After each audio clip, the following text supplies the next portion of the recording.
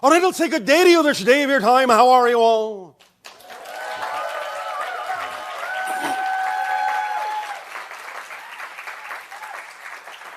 All right. Extraordinary. We thank you once again for the co-creation of this interaction. We thank you with deep appreciation for the allowance of this transmission. We thank you for your participation in the growth of yourself, of your being, and the expansion of your consciousness. We thank you for your willingness to be more and more and more of who you are, for that is what this life is all about. This day of your time, we are talking about the idea of living an extraordinary life. What is that hinged on? What is the center point of that concept that will drive you forward into that kind of life, that kind of an experience? It is all the things that we have already discussed over the course of the transmissions of this weekend. And in addition to that, it is allowing oneself to have a deeper understanding of the term authenticity. Being your authentic self. What does that mean? Being true to yourself, being in alignment with yourself, your true signature frequency, of course. But it also means, really, as you say, putting it out there, really acting on your passion. The idea is that you have chosen to have a physiological experience, a physiological lifespan. That physiological lifespan plays out according to the theme and themes you have chosen to explore. And it is up to you to decide how you will explore them. Now, we are not saying that you cannot have an authentic life, have an extraordinary life, by being in a state of balanced peace. Of course you can. It doesn't mean that when we say it is important to act in your life, that you have to be running all over the world. You can be stable, peaceful, balanced in one location for the entire lifespan, if you wish. If that is true for you, really true. However, we recognize that because of the thousands of years of fears that have existed on your planet, that have embedded within many of you in your culture, your society, in your upbringing, the idea of definitions of diminishment, definitions of devaluation, definitions of the experience of disconnection, that many of you will not necessarily be acting as fully as you could be, will not allow yourselves to be your authentic beings. And now is the time to change that. As has been said, you know you are going through a transformation in this day and age. You know that it is about the idea of letting go of the things that are not you and incorporating the things that are. In the most profound, most artistically creative and expressive way possible. It is about getting out there and doing it, not holding back, not hesitating to be yourselves, your authentic selves. It is about being bold, adventurous, courageous, confident, curious, imaginative, excited, interactive, expressive, not holding back the gifts that you have to give, not depriving others of those gifts. Because while you may feel from time to time that you are seeking and searching for things, others also are seeking and searching for what you have to share, for what you have to give, for the expression of your true authentic self. When more and more and more of you are really allowing that authentic self to come to the forefront and to stand tall and to stand firm with your feet firmly planted on the ground and your consciousness raised to the heavens so that you stand in between that balance point of heaven and earth, as you say. And you allow yourself in that state of being in that state of certainty, to really know it's all right, to really know it is your purpose, to really know that you can act, put forth, give out that gift, express that gift. And there will always, always, always be a reflection from those that have been seeking what you have to give. It may not come in the form you expected, but the unexpected is to be expected in your lives from this point forward. Allow yourselves to be prepared to turn left and turn right in unexpected ways, to go up, to go down, to go forward, to go back in unexpected ways. Follow the flow of the path of least resistance, no matter how it may wind, no matter how it may twist and turn through your life. For those twists and those turns are your trips, your adventures, your processes, your explorations, your discoveries of more of yourself. And were they not essential to understanding the fullness of your being, those twists and turns would not exist in the path that you are. They are there for a purpose. They are there for a reason.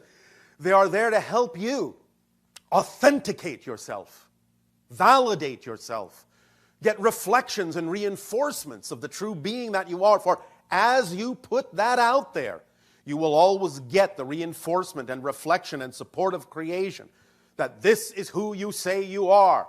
Creation will never contradict you, ever.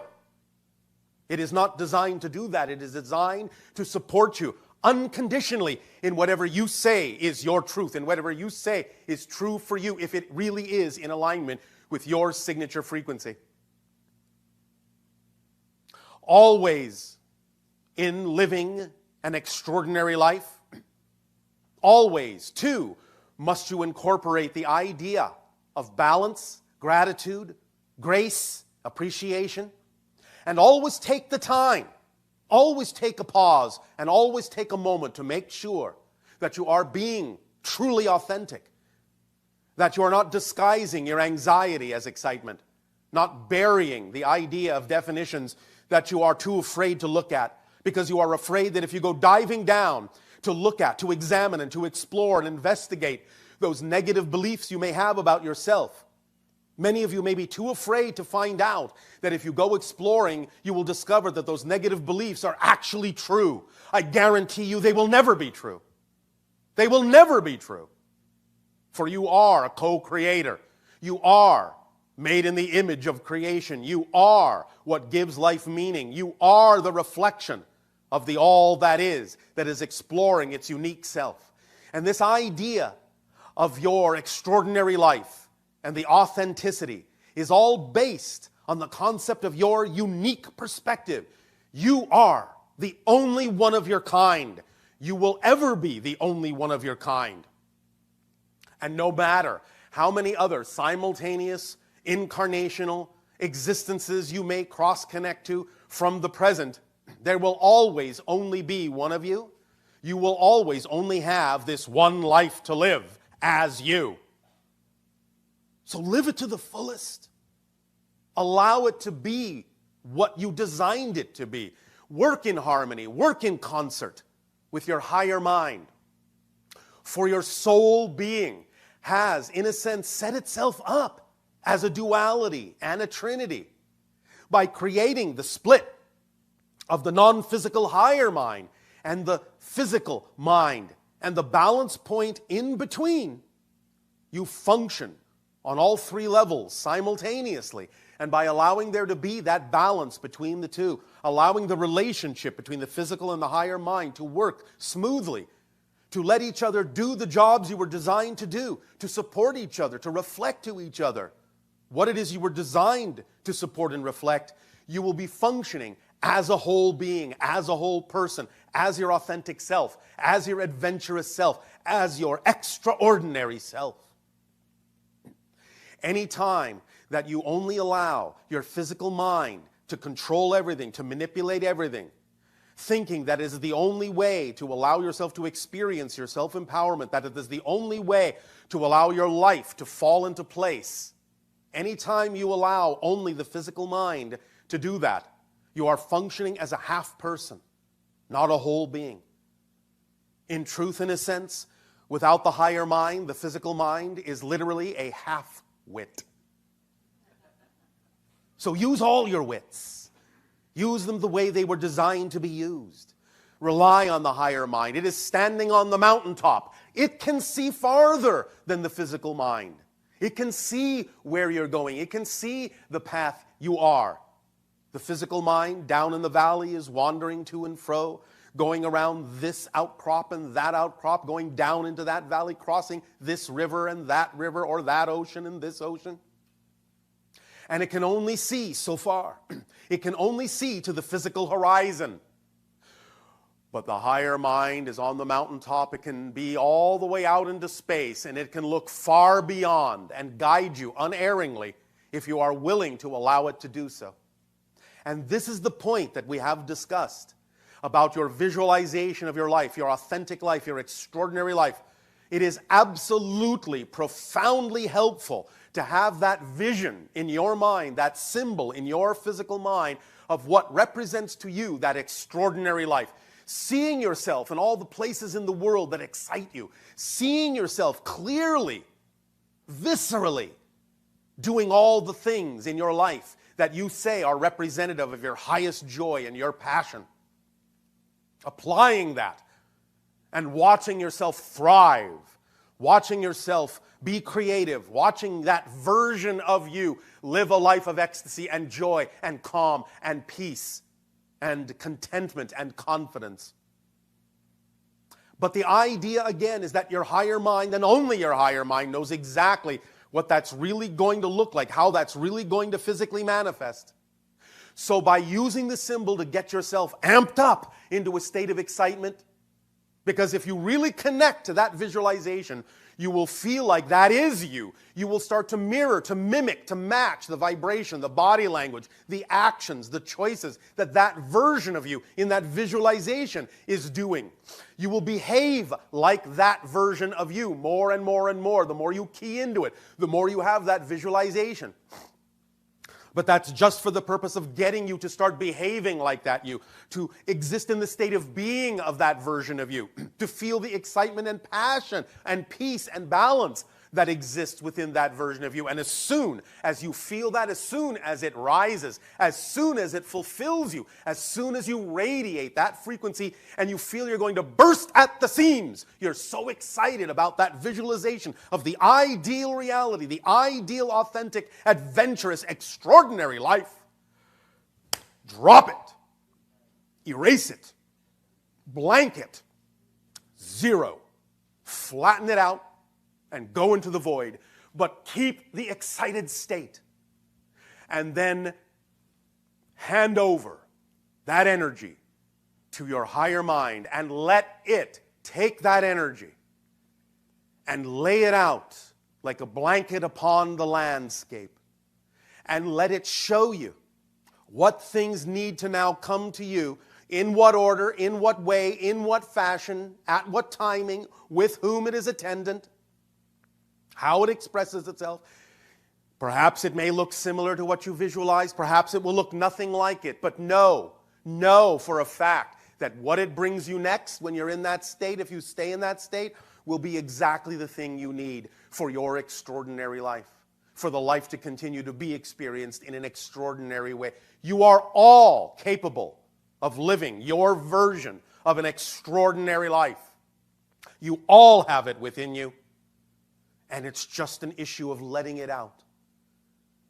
Letting that vibration leak into the world so that by example of living that life, you allow other people to see in your example that you are so ecstatic, living that extraordinary, adventurous, curious, imaginative, and creative, loving, passionate life, that they will come to you in droves. How did you do this?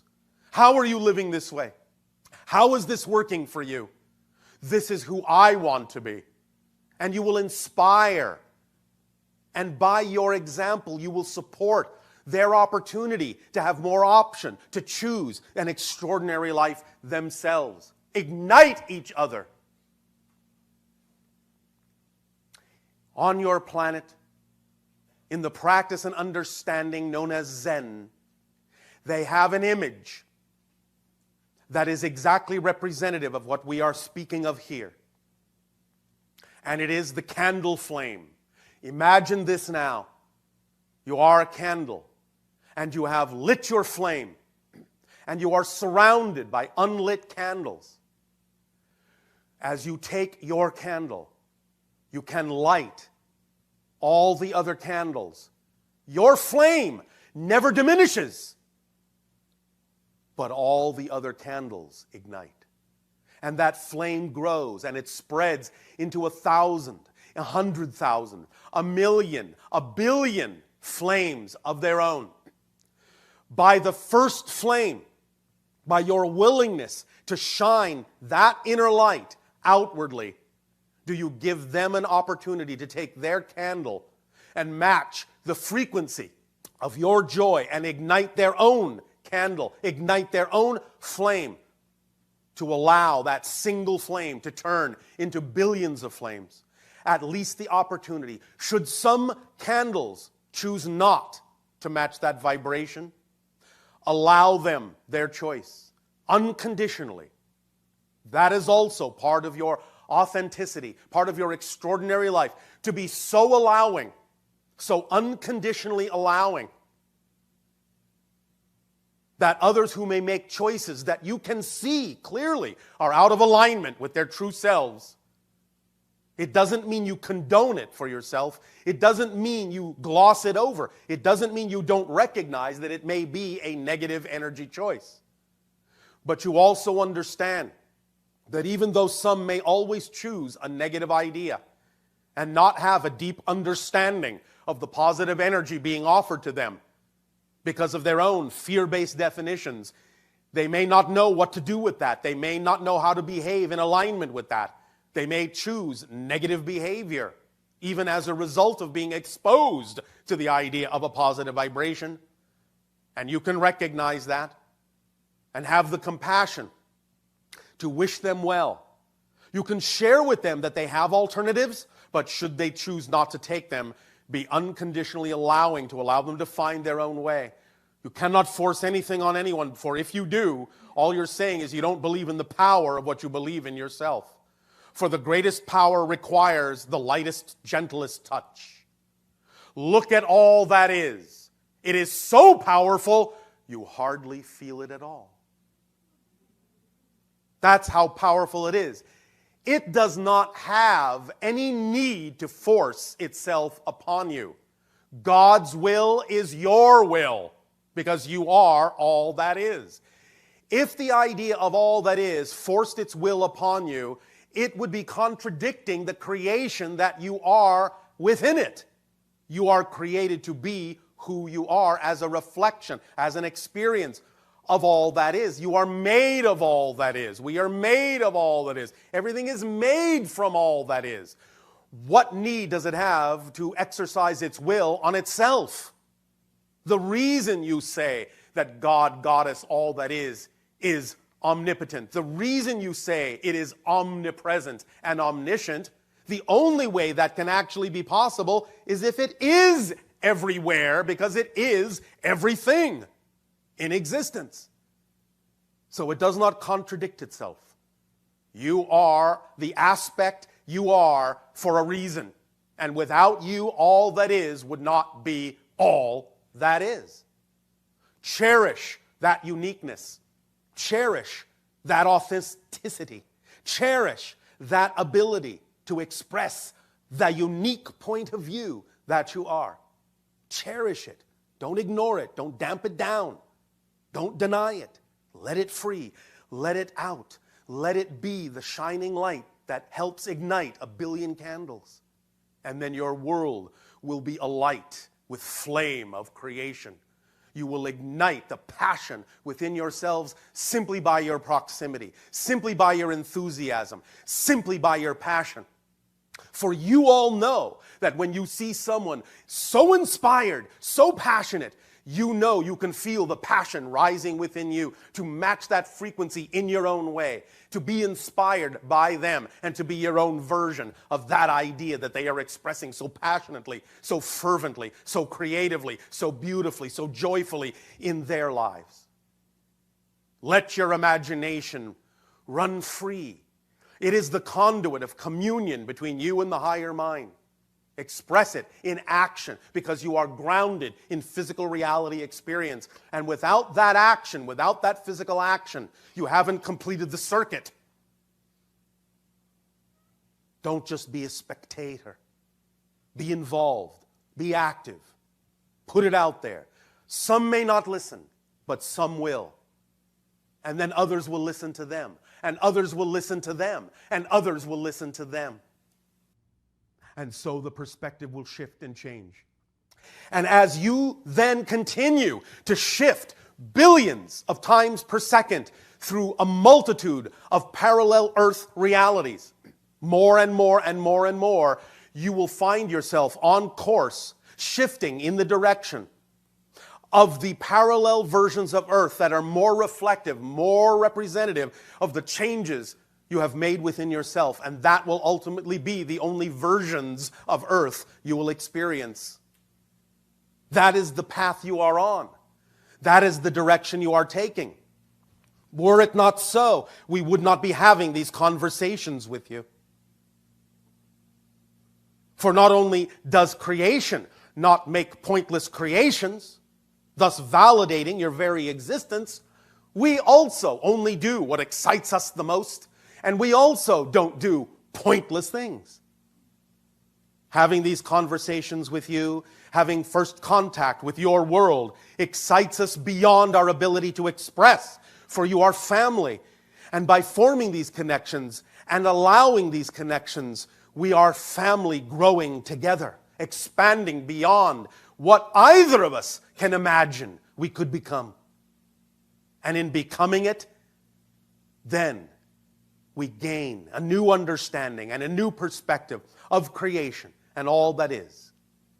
But to be that expanded family, to be that extended family, to be that authentic family, to be that adventurous family, to be that extraordinary family, you must be the state of being of that family first.